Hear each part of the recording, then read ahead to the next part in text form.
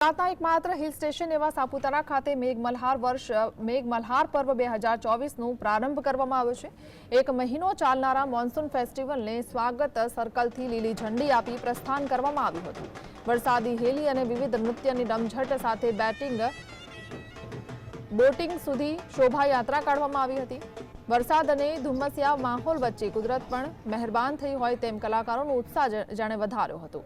નૌકા વિહાર પાસેના વિશાળ ડોમમાં વિવિધ કાર્યક્રમોમાંથી પ્રવાસીઓ મંત્રમુગ્ધ બન્યા હતા। આ સમયે પ્રવાસન મંત્રી મુળુભાઈ બેરાએ સાપુતારા સહિત પ્રાકૃતિક સ્થળોનો સર્વાંગી વિકાસ કરી લોકભોગ્ય બનાવવાનો નેમ વ્યક્ત કરી હતી।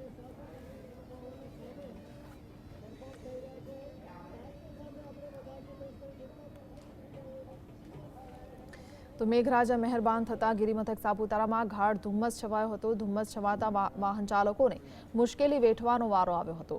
તેમજ વિઝિબિલિટી એટલી ગઈ હતી કે આજે મુખ્યમંત્રીનો મેઘમલ્હાર કાર્યક્રમ રદ થયો હતો। ગાઢ ધુમ્મસ વચ્ચે સર્પગંગા તળાવ વાદળોથી ઘેરાયેલું છે। તેમજ ધુમ્મસ વચ્ચે પ્રવાસીઓએ મોર્નિંગ વોકનો આનંદ માણ્યો હતો।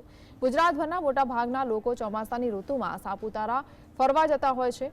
સાપુતારામાં લોકો પ્રકૃતિની આનંદ ઉઠાવતા હોય છે।